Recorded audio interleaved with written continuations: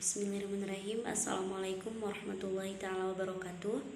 Yang terhormat dosen pengampu ilmu pendidikan Islam Dr. Neneng Nasifah MAG dan teman-teman sekalian yang saya hormati, saya Dini Nurwasila dengan NPM 2406212110 akan membahas mengenai materi evaluasi dalam ilmu pendidikan Islam.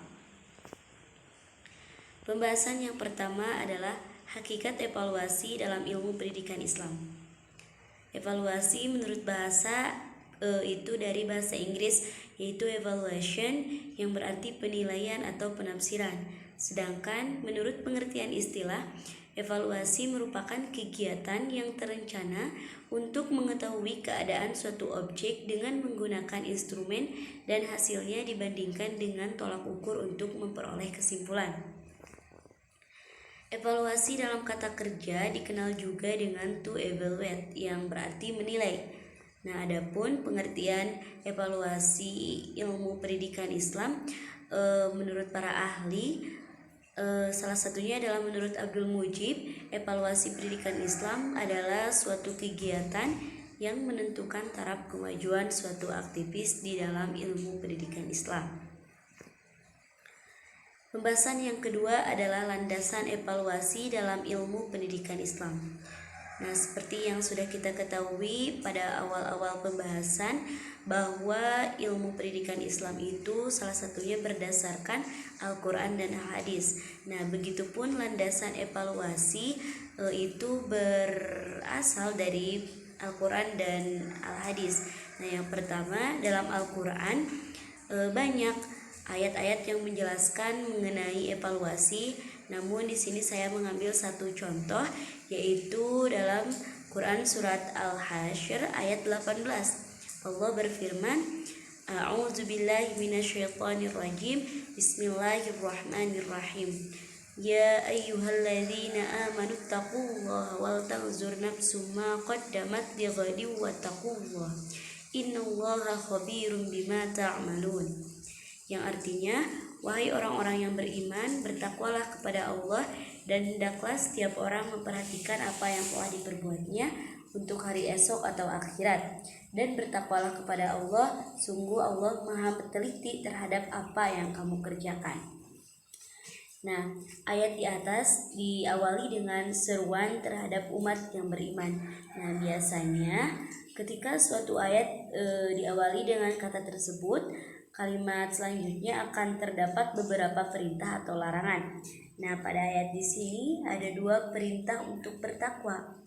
Nah, perintah bertakwa yang pertama dikaitkan dengan suatu sikap yang harus dimiliki oleh setiap manusia beriman agar senantiasa melakukan evaluasi terhadap perbuatannya yang telah lalu, yang akan menjadi dasar dalam melakukan perbuatan selanjutnya.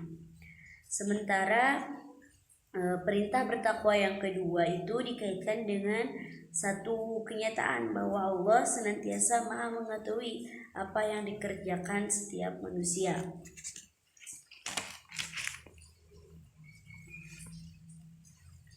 Landasan yang kedua itu dari hadis. Nah, ada salah satu hadis yang menjelaskan mengenai evaluasi. Hadisnya berbunyi, hasibu qabla an tuhasabu. Evaluasilah dirimu sebelum kau dievaluasi. Nah, hadis ini berkaitan dengan kegiatan evaluasi terhadap diri sendiri. Nah, asumsi yang mendasari hadis tersebut adalah bahwa Allah mengutus dua malaikat, yaitu Raqib dan Atid, sebagai supervisor dan evaluator manusia. Nah, kedua malaikat tersebut mencatat semua perbuatan manusia. Berdasarkan catatan tersebut, Allah akan mengevaluasinya. Jika hasil penilaiannya baik, akan mendapatkan surga, dan sedangkan jika hasil penilaiannya buruk, maka akan sebaliknya akan mendapatkan neraka. Oleh karena itu, manusia dituntut untuk selalu waspada dan memperhitungkan segala tindakannya agar kehidupannya kelak tidak merugi.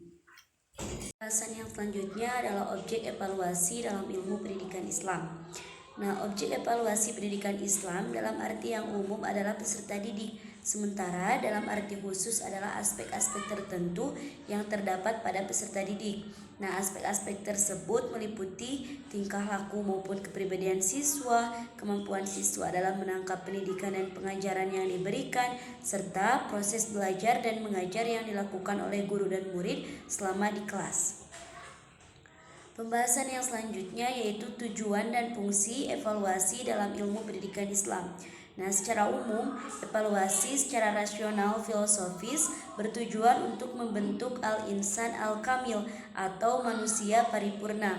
Dan secara khusus, tujuan pelaksanaan evaluasi dalam pendidikan Islam adalah untuk mengetahui pemahaman peserta didik terhadap materi pelajaran baik dalam aspek kognitif, psikomotorik maupun afektif.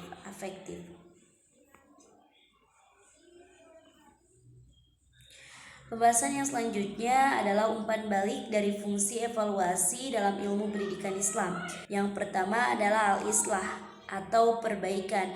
Nah, maksud perbaikan di sini adalah memperbaiki komponen dalam pendidikan Islam. Yang kedua adalah at-tazkiyah, yaitu penyucian. Maksud penyucian di sini adalah untuk pemilahan komponen dalam pendidikan Islam. Yang ketiga adalah al-tajdid, yaitu pembaharuan. Maksud pembaharuan di sini adalah untuk memperbaharui komponen-komponen sesuai dengan zamannya. Dan yang terakhir adalah at-tadkhil, yaitu pemasukan. Jadi dalam at-tadkhil, masukan atau laporan itu diberikan oleh pengada program pendidikan kepada orang tua tentang peserta didik. Pembahasan yang selanjutnya adalah prinsip evaluasi dalam ilmu pendidikan Islam.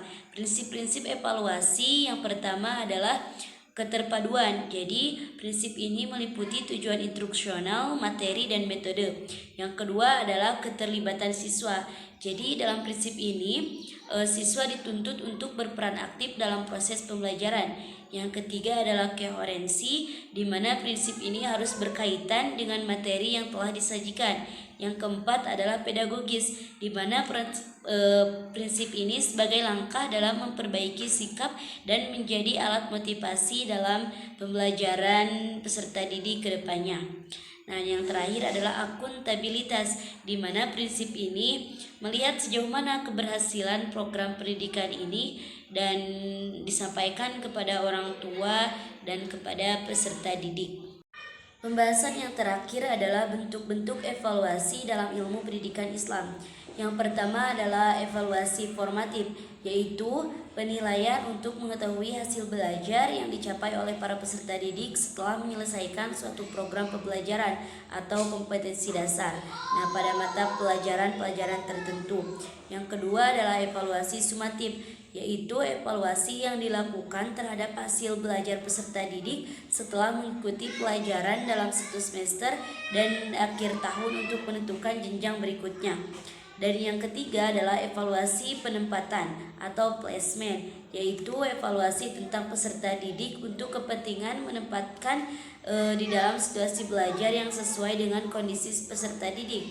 Dan yang terakhir adalah evaluasi diagnostik, yaitu evaluasi yang dilakukan terhadap hasil penganalisaan tentang keadaan belajar peserta didik, baik merupakan kesulitan-kesulitan maupun hambatan-hambatan yang ditemui dalam situasi belajar mengajar.